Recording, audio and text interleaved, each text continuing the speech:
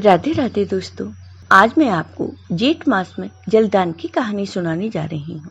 अगर आपको ये कहानी पसंद आई तो कमेंट बॉक्स में भगवान विष्णु की जय अवश्य लिखिए। साथ ही अगर आप मेरे चैनल पर नए हैं तो मेरे चैनल को सब्सक्राइब कीजिए और बेल आइकॉन पर क्लिक जरूर कीजिए, जिससे हमारे वीडियो के नोटिफिकेशन आपको मिलते रहें। किसी गांव में एक सेठ सेठानी रहते थे। सेठ जी की कोई संतान नहीं थी। सेठानी बहुत ही धार्मिक प्रवृत्ति की थी। वह दिन रात पूजा पाठ किया करती थी। सेठ जी बहुत ही धनवान थे। उनके पास किसी प्रकार की कोई कमी नहीं थी, लेकिन संतान न होने के कारण सेठ सेठानी बहुत दुखी रहते थे। सेठ जी के घर पर कई सालों से एक नौकर काम करता था। सेठ सेठानी उस पर बहुत विश्वास करते थे। एक दिन की बात है, सेठ सेठानी बहुत दुखी थे। तब वह नौकर सेठ जी के पास आया और बोला, सेठ जी, आप संतान न होने के कारण बहुत दुखी हैं। मुझसे आपका ये दुख देखा नहीं जाता। मैं एक संत महात्मा को जानता हूँ, वह बहुत ज्ञानी है। वो संत महात्मा आपकी समस्या का हल जरूर निकालेंगे। आप अगर कहें तो मैं उनको यहाँ ले आऊं। तब सेठ जी ने कहा कि मैं तो बहुत निराश हो चुका हूँ। लगता है हमारे भाग्य में संतान सुख है ही नहीं।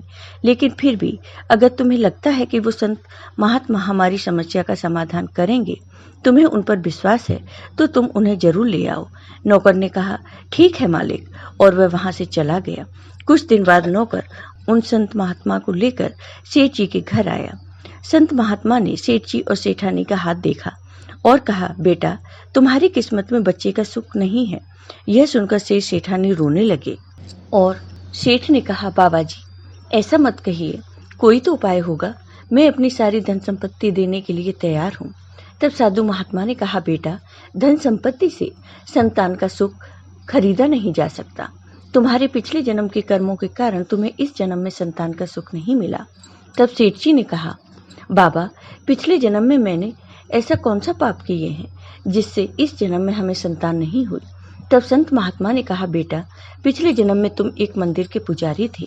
दिन रात तुम भगवान की सेवा किया करते थे, लेकिन तुम्हें एक पुत्र की चाह थी और तुम्हारे यहाँ एक पुत्री हुई। तुम बहुत गुस्सा थे।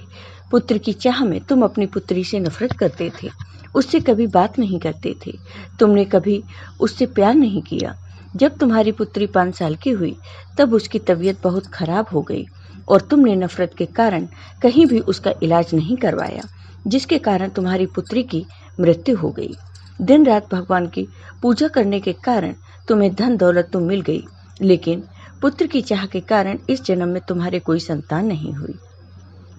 यह सुनकर सेठ सेठानी को बहुत पश्चाताप हुआ और सेठ सेठानी बाबा के चरणों में गिर पड़े और कहने लगे, हे बाबा, आप तो बहुत ज्ञानी हैं, कृपा करके इस पाप से बचने का कोई उपाय बताइए।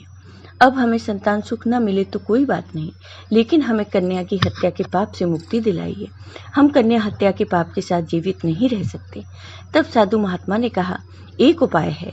पूरे जेठ मास में प्रातः अपने घर से पैदल गंगा तट पर जाकर गंगा स्नान करें और वहीं बैठकर शुद्ध जल का दान करें और प्यासे को पानी पिलाएं, तो तुम्हें इस पाप से मुक्ति मिल जाएगी।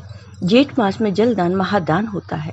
इस दान को करने से व्यक्ति के जन्म जन्म के पाप मिट जाते हैं, लेकिन ये काम संकल्प लेकर करना चाहिए।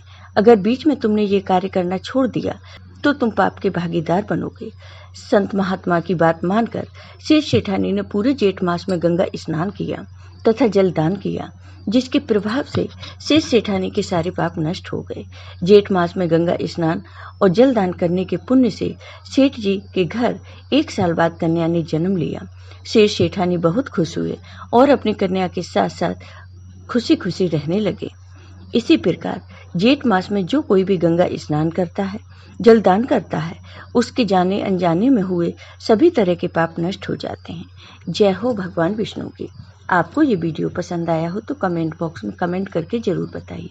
साथ ही मेरे वीडियो को ज़्यादा से ज़्यादा शेयर करिए। धन्यवाद दोस्तों।